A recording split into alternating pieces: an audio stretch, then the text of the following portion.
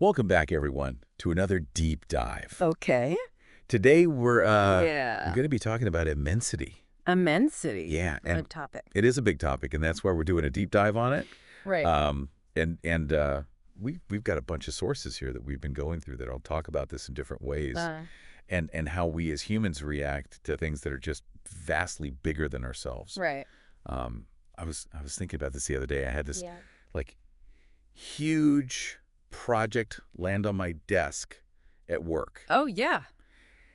And I swear my first reaction was just like, to go hide under my desk. Oh, yeah. You ever feel like that? I've been there. When something's just like, Too big? it's like one of those things where it's like suddenly like all your other work is done and then there's just this huge thing. Yeah. You're like, oh. It's like, where do I even start? Yeah. So.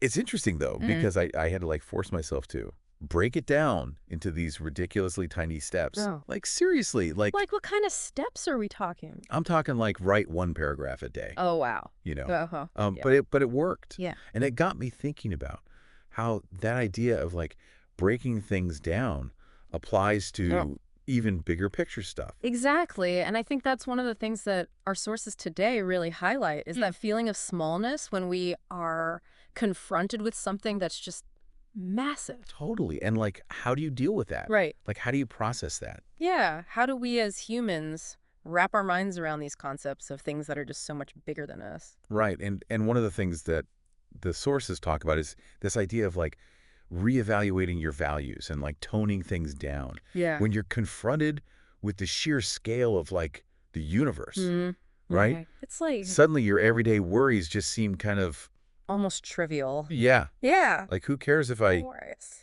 yeah, spilled coffee on my shirt this morning? Exactly. There's like You're just a speck of dust. black holes out there. Right. And one of the sources brings up the Animaniacs song Yakko's Universe Oh, yeah. to kind of illustrate that feeling I of know. just how small we are. I'm just like this little Animaniacs character running around. Yeah, exactly. And I think that's a really fun way to think about him because it does, it can be kind of a depressing thought Yeah. when you think about how vast everything is. Yeah. But if you can find a way to make it lighthearted Yeah. and fun like the Animaniacs do, Right. it can be a little bit easier to swallow. So it's not all doom and gloom. No, not at all. But the sources don't stop there. Right. They go on to explore, like, how do you find meaning Yes. in the face of all this immensity? Right, because it can be really daunting. Yeah. Right? Like, okay, we're tiny little specks, so what's the point? What's it all about? Right. And the sources acknowledge that this can be a really heavy question. Yeah. Like trying to grasp something larger than yourself can feel like carrying the weight of the world on your shoulders. Right. What really stood out to you from the sources on that? I was really struck by the idea that it's not about becoming like a superhero.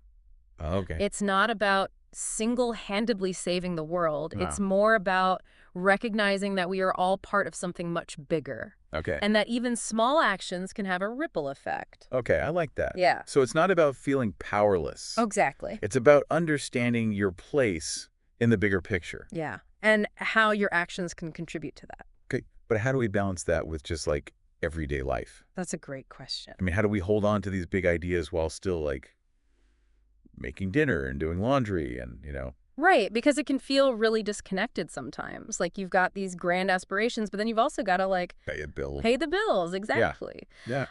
One of the sources suggests adopting a one step at a time approach, and not just for those practical tasks like doing laundry, Right. but also for those larger goals and dreams. Interesting. Yeah, and what's really fascinating is this idea that if you genuinely care about something, Yeah. those steps won't feel like a chore. Okay, so it's about finding that sweet spot where your daily actions are actually aligned with your bigger aspirations. Oh, exactly. So it's not about separating those dreams from your life. It's about like weaving them into the fabric of Yes, your everyday experience. exactly. Oh, I like that. And one of the sources touches on this concept of like leaving the world a little better than we found it.